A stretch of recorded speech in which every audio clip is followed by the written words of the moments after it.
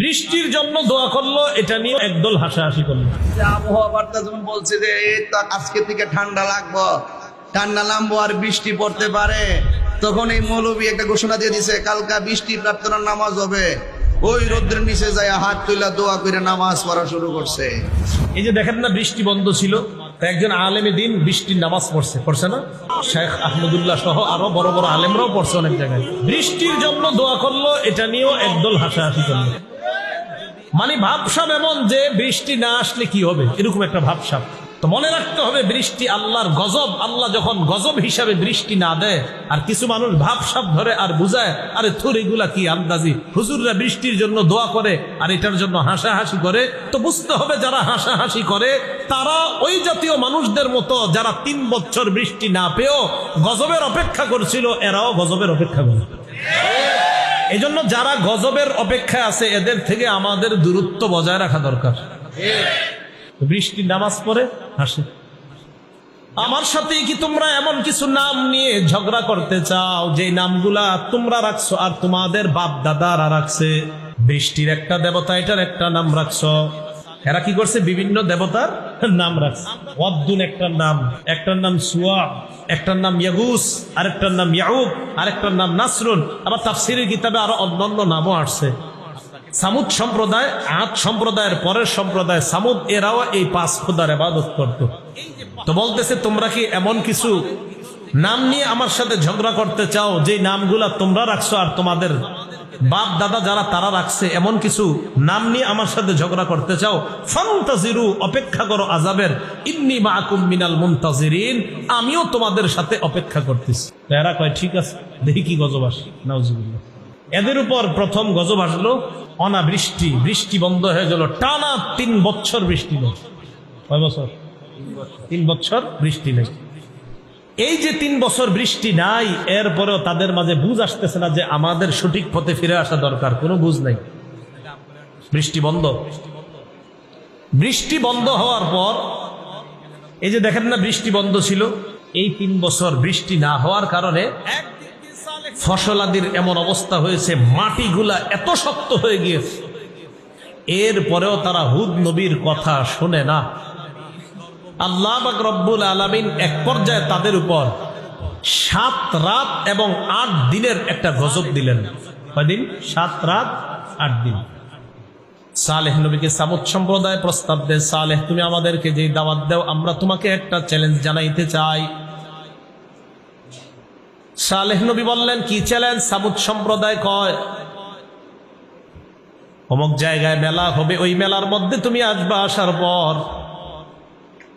আমরা তোমার কাছে একটা চ্যালেঞ্জ দিব। ওই চ্যালেঞ্জটা তুমি যদি গ্রহণ করার পর চ্যালেঞ্জে যদি তুমি জয়ী হয়ে যাও, আমরা তোমার কথা মেনে নিব। সালেহ নবী বললেন, যদি আমি জয়ী হই আমার কথা মেনে নিবা? ঠিক তো? কয় হ্যাঁ। এবার তারা কয়, যদি তুমি জয়ী না হও তাহলে আমগরে আর এরকম দাওয়াত দিও না, পেনের ঘ্যানের আর কেউ না। নাউজুবিল্লাহ। তো সামুদ সম্প্রদায় চিন্তা করলো, সালেহরে আমরা এমন এক চ্যালেঞ্জ দিব যেই চ্যালেঞ্জে সে কোনোদিনও জয়লাভ করতে পারবে না। খুব মন দিয়ে শুনেন। সালেহ নবী কয়, ভালোই তো, তারা যদি আমার একটা চ্যালেঞ্জ দেয়, সমস্যা কি? আল্লাহর কাছে দোয়া করবো, আল্লাহ কবুল করবে, বাস তারা মুসলমান হয়ে যাবে। ভালো কথা। মেলায় গেছে। যাওয়ার পর সালেহ নবী বললেন, ঠিক আছে তোমরা আগে তোমাদের 5 জন খোদারে ডাক দাও। ডাক দিস, শোনে না কথা। আরে কথা শুনবো নাকি? তো সামুদ জাতি এবার সালেহ নবীর কয়, সালেহ আমরা তোমার যেই কথাটা বলবো এখন, তুমি তো কোনোদিনও পারবা না, এরপরেও বলতেছি। কয় কি বলবা বলো? সালেহ নবীকে কয়, সালেহ আল্লাহকে বলো, আইয়ুরিয়ানা নাকাতান মিন হাদিহিস সখরা, এই যে পাহাড়টা দেখা যায়, এই পাহাড়ের ভিতর থেকে 10 মাসের গর্ভবতী একটা উটনি আল্লাহ যেন বের করে আমাদেরকে দেখা দেয়। এটা আল্লাহরে বলো। আচ্ছা, পাহাড় থেকে উটনি বের করে? হ্যাঁ না, প্রথমে মানুষ হিসেবে আমরা বলি পাহাড় থেকে কি কখনো উট বেরোইব? পাহাড়ের পেটে কি উট থাকে? আরে মাটির ভিতরে কি উট থাকে? তো সালেহ নবীর এই কথা বলছে, আল্লাহরে বলো এই পাহাড়ের ভিতর থেকে গর্ভবতী উটনি, 10 মাসের গর্ভবতী উটনি বের করতে, আবার যেটার দুধ হবে। তো তারা মনে করছে সালেহ এটা কইব আর থুর এটা কি হইব নাকি আন্দাজি, তাহলে আম করে আর ডিস্টার্ব করবো না।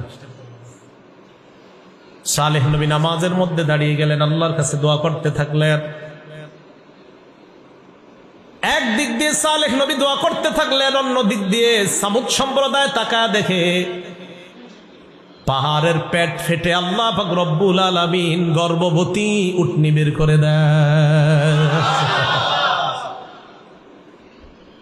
সালেহ নবীকে আল্লাহ কোরআনে জানায়া দিলেন, এদেরকে বলেন, সূরা আরাফে আল্লাহ বলেন, হাদিহি নাকাতুল্লাহি লাকুম আয়াতান ফাদারুহা তাকুল ফি আরদিল্লাহ। এই যে আল্লাহর উটনি, এটা আল্লাহর নিদর্শন তোমাদের জন্য, এটাকে ছেড়ে দাও। তাকুল ফি আরদিল্লাহ, এটা আল্লাহর জমিনে খাবে, যেমনে পারে এমনে চলবে।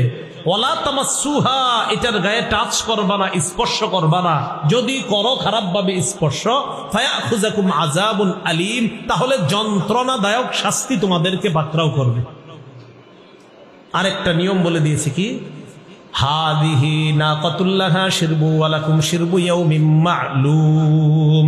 শোনো, এটা আল্লাহর উটনি, এটা একদিন পানি পান করবে, তোমাদের পশুগুলো একদিন পানি পান করবে, এটাকে কখনো ডিস্টার্ব করবা না। তাহলে এই জায়গায় একটু মনে রাখেন, উটনি আল্লাহর নিদর্শন, প্রথম কথা। দুই, এটা এটার মতো রাস্তাঘাটে চলবে, মাঠে ঘাটে খাবে, চলবে। এটা 3 নাম্বার কথা, এটা একদিন পানি পান করবে, আর তাদের এলাকার পশুগুলো একদিন, এটাকে ডিস্টার্ব করা যাবে না। 4 নাম্বার, এটার গায়ে খারাপ নিয়তে টাচ করা যাবে না, এটা আল্লাহর নিদর্শন, এটা আল্লাহ দুনিয়াতে পাঠিয়েছে। মানুষের অভ্যাস বুঝেন না, তারা কয় যেহেতু খারাপ নিয়তে টাচ করতে নিষেধ করছে, একটু কইরা দেখি না কি হয়। আল্লাহ পাক রব্বুল আলামিন বলেন, ওয়াকানা ফিল মাদিনাতি তিসআতু রাহতি ইউফসিদুনা ফিল আরদি ওয়া লা ইউসলিহুন। এলাকার মধ্যে 9 জনের একটা ডাকাত দল ছিল। বলেন কয়জন? 9 জন। এরা খালি অপকর্ম করে বেড়াইতো, রাতের বেলা ছিনতাই করত, লুণ্ঠন করত। এদেরকে বুঝিয়ে শুনিয়ে রাজি করাইলো যে তোমরা আল্লাহর যে নিদর্শন সালেহ নবী দোয়ার মাধ্যমে যে উটনি দুনিয়াতে আনছে, এই উটনিটাকে তোমরা হত্যা করবা, এই বলে ওই 9 ডাকাত দলকে রাজি করালো। এটা একটা বিষয়। ডাকাত দল কি করলো? উটনিকে রাতের বেলা ফাআকারুন নাকাতা, এই উটনিকে তারা হত্যা করলো। বলেন নাউজুবিল্লাহ। সালেহ নবী দৌড়ে আসছে, সর্বনাশ, কে করছে এই কাজ? আযাব আসবে।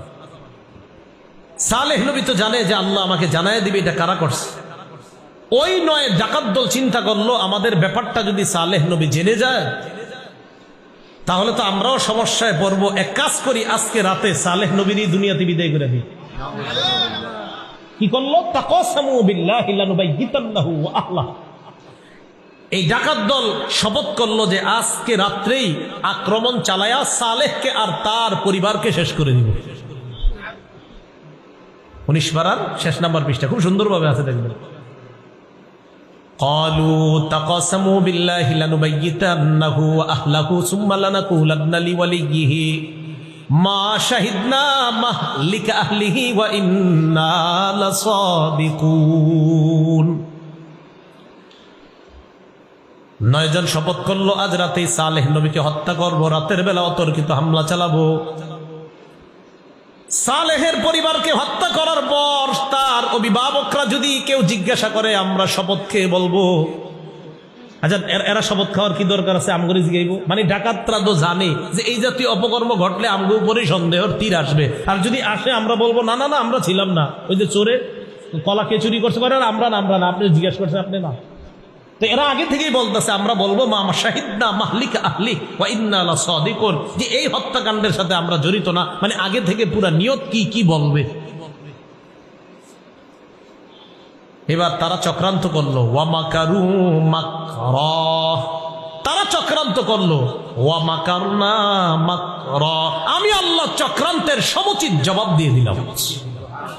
তারা কি করলো? চক্রান্ত। তারা কি করলো? আল্লাহ কয় ওয়া মাকারনা মাকরা, আমি তাদের চক্রান্তের সমুচিত জবাব দিয়ে দিলাম।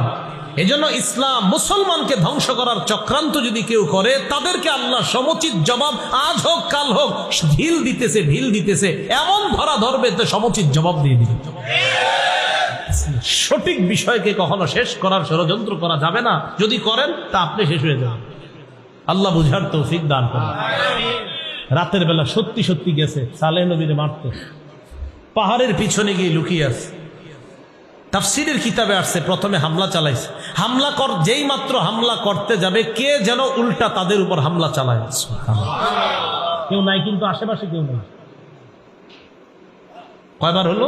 একবার। আবার দ্বিতীয়বার হামলা চালাইছে, চালানো মাত্র কে যেন আগে আবার হামলা তাদের উপরে চালায়। আরে ঘটনা কি, এটা কে করে? তৃতীয়বার হামলা চালাইতে গেছে, এবার ফাইনাল হামলা চালাবে যে এই আক্রমণে সালেহ আর তার পরিবারকে খতম করব।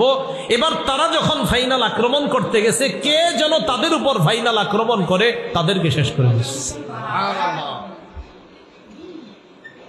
সালেহ আলাইহিস সালাতু ওয়াস সালামকে আল্লাহ জানায়া দিলেন, আপনারে মারার প্ল্যান করেছিল তারা, আমি আল্লাহ রাতের বেলা ফেরেশতাদের মাধ্যমে তাদের প্ল্যান নস্যাৎ করে দিয়েছি। তাহলে সালেহ আলাইহিস সালাতু ওয়াস সালামের জাতি যখন এইভাবে উটনিকে হত্যা করলো, আবার সালেহ নবীকেও মারার ষড়যন্ত্র ইত্যাদি করলো, সালেহ নবী এই সব কিছু তাদেরকে বলল, দেখো উটনিকে তোমরা মেরে ফেললা, অথচ তোমরাই বলছো দোয়া করা, আল্লাহর কাছে দোয়া করি যেন উটনি বের করে আল্লাহ করলেন। আবার আমাকে মারার জন্য ষড়যন্ত্র করছে একদল, দেখো তারাও সফল হতে পারেনি, উল্টা তারা শেষ হয়ে গেছে। সুতরাং আল্লাহকে মেনে নাও। এরাও কয় না মানলে কি হবে? ওই আজ জাতি কি বলছিল, আমাদের চেয়ে শক্তিশালী আর কে আছে, যদি না মানলে কি হবে? আল্লাহ সালেহ নবীকে বললেন, এদেরকে জানায়া দেন, তামাত্তাউ ফি দারিকুম সালাসাতা আইয়াম, তাদেরকে বলেন তোমরা আর 3 দিন আরামে বসবাস করো। কয়দিন? 3 দিন পর তোমাদের উপর আযাব আসবে। এই কথা শোনার পর সামুদ সম্প্রদায়,